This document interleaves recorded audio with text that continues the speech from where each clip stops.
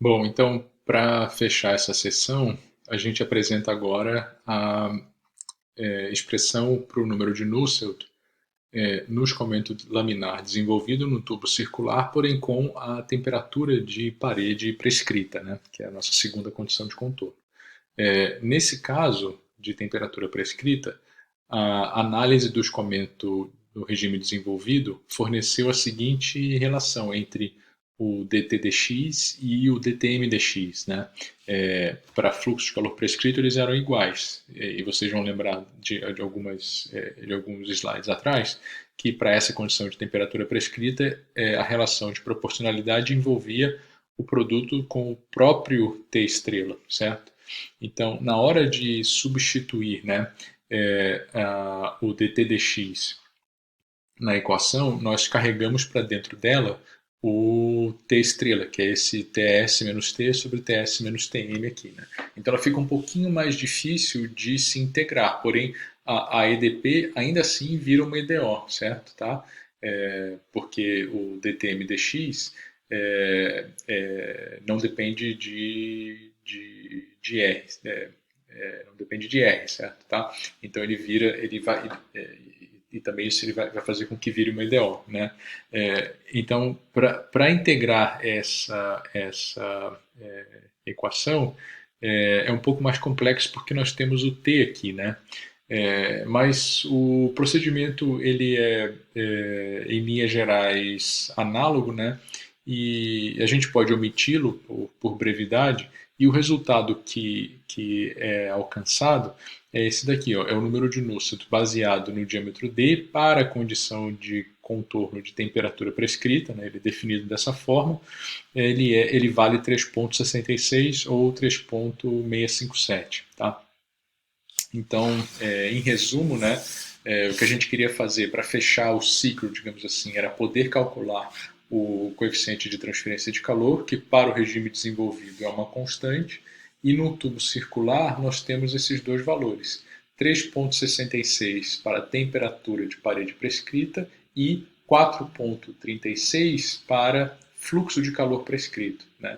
Tá? Então, aqui no próximo slide, nós mostramos um resumo de valores do número de Nusselt e do fator de atrito para as diversas geometrias, considerando, né, um escoamento plenamente desenvolvido laminar nesses dutos. Né? Lembrando que o diâmetro hidráulico do duto é calculado da seguinte forma, né? 4 vezes AC sobre perímetro, onde AC é a área da seção transversal, o número de Reynolds é baseado no diâmetro hidráulico e o número de Nusselt é baseado no diâmetro hidráulico também. Só uma curiosidade aqui com relação a essa definição de diâmetro hidráulico, ela tem essa forma, né, 4 vezes área transversal sobre perímetro, porque se nós substituirmos aqui a área da seção transversal do duto, né, e o perímetro do duto circular, a gente vai achar que o diâmetro hidráulico é o próprio diâmetro, né? Porque a área é 4πd2, πd2 sobre 4 e o perímetro é π vezes d. Então a gente vai recuperar o próprio diâmetro, tá bom?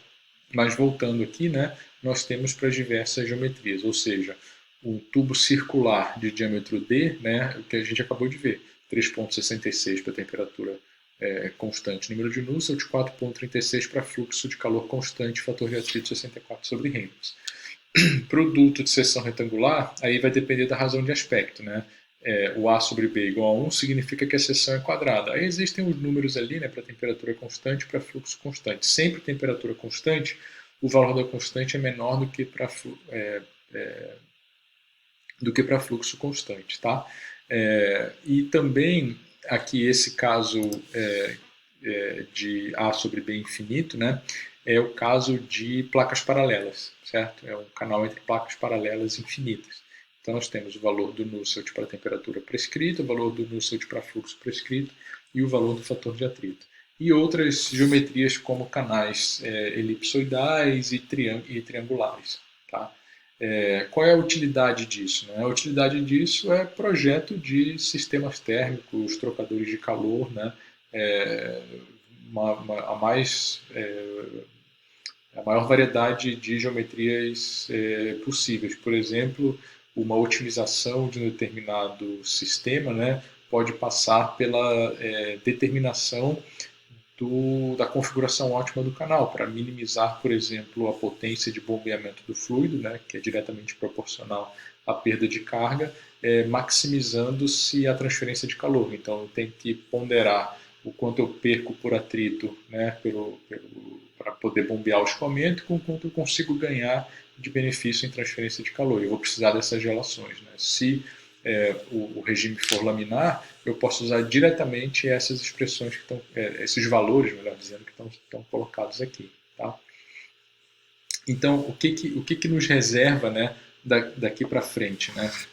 O que nos reserva até o final do capítulo é estudar outras expressões para se calcular o coeficiente de transferência de calor. Tudo que a gente viu até aqui, né, nessa construção das relações, tanto de balanço de energia, quanto relações para calcular temperatura de parede, quanto relações para calcular temperatura média de mistura, né, para as duas condições de contorno, relações para calcular a taxa de transferência de calor trocada ao longo de todo o tubo, nada disso vai mudar em função das relações a serem utilizadas para cálculo de H. Por exemplo, escoamento laminar, escoamento turbulento, né? O que vai mudar são as relações para o H, certo? O escoamento em desenvolvimento. O que vai mudar são as relações que me fornecem os valores de H, mas aquelas que se fazem valer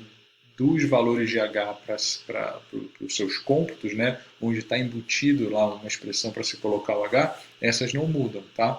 Então, nessa caixa de ferramentas, digamos assim, tem dois níveis. Tem o nível das expressões para calcular os parâmetros, tipo temperatura de parede, taxa de transferência de calor para as duas condições de contorno, e as expressões para calcular o H. Essas servem, as expressões para calcular o H, elas servem àquelas anteriores. Tá?